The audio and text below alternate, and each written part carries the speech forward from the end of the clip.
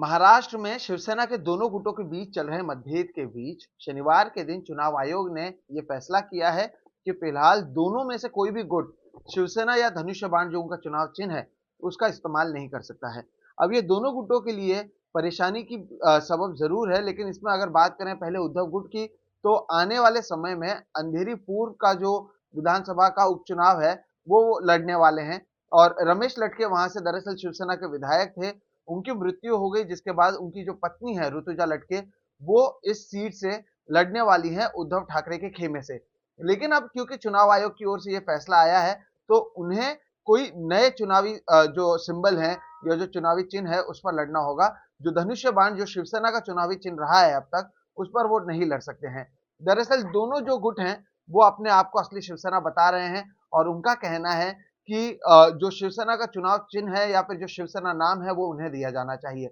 एक तरफ एकनाथ शिंदे हैं, उनका कहना है कि 55 में से 40 विधायक उनके पास हैं, 18 में से 12 सांसद उनके पास हैं, तो मेजॉरिटी उनके पास है इसलिए उन्हें मिलना चाहिए। वहीं जो उद्धव ठाकरे उनका कहना है कि ये जो सारे लोग हैं, ये पार्टी से निकल चुके हैं और पार्टी के खिलाफ इन्होंने बगावत किया हुआ है और जो चुनाव चिन्ह हो या फिर शिवसेना हो वो उनके पास ही है। दरअसल सुप्रीम कोर्ट में पहले यह मामला गया था, फिर उसके बाद ये तय हुआ था कि चुनाव आयोग इसके ऊपर फैसला कर सकता है। इस सब के बीच एकनाथ शिंदे एक बार फिर से चुनाव आयोग के पास गए थे और उन्होंने कहा था कि जब ये मामला चल रहा है, हमने आपको इतने सारे दस्तावेज दिए हैं। एकनाथ शिंदे खेमे का ये कहना है कि उद्धव ठाकरे गुट की ओर से कोई भी दस्तावेज नहीं दिया गया है और आने वाला जो उपचुनाव है वो शिवसेना के जो सिंबल है, जो चुनावी चिन्ह है, उस पर वो कैसे लड़ सकते हैं। ये सवाल भी वो लगातार उठाते रहे हैं, जिसके बाद आज फिलहाल चुनाव आयोग ने ये फैसला किया है कि वो इस जो चुनाव चिन्ह है धनुष्य बाण का उसे फ्रीज करने वाले हैं। अब 1966 में जब से शिवसेना का निर्माण हुआ है तब से धनुष्य बाण के ऊपर ही वो चुनाव लड़ते आए हैं जब भी उन्होंने चुनाव लड़ा है। लेकिन ये पहली बार होगा जब क्योंकि इसे फ्रीज किया गया है तो किसी और चुनाव चिन्ह पर लड़ना होगा।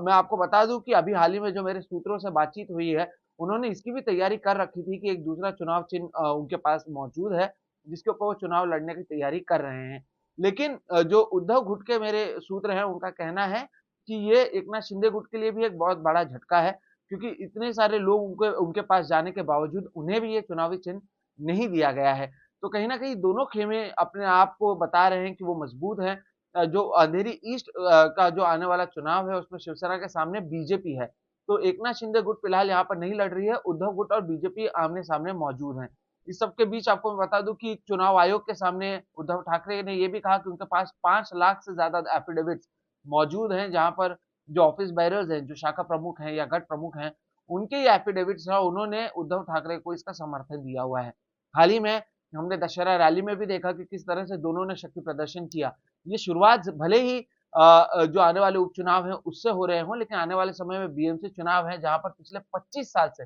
शिवसेना का होल्ड रहा है, वो धनुष बाण के चुनाव चिन्ह पर जीतते आए हैं। लेकिन अब चीजें बदल रही हैं, समीकरण बदल रहे हैं और इस सब के बीच खबर ये भी है कि रविवार के दिन उद्धव ठाकरे मातोश्री में उन्होंने एक मीटिंग बुलाई है, जितने भी उनके पास लोग हैं वो वहां पर पहुंचेंगे और इसके ऊपर आगे की रणनीति तय होगी। तो एक तरफ ये मामला अदालत में चल रहा है, एक तरफ ये शक्ति प्रदर्शन का मामला है, शिंदे और ठाकरे आमने सामने हैं, लेकिन इस सब के बीच जो चुनाव आयोग ने फिलहाल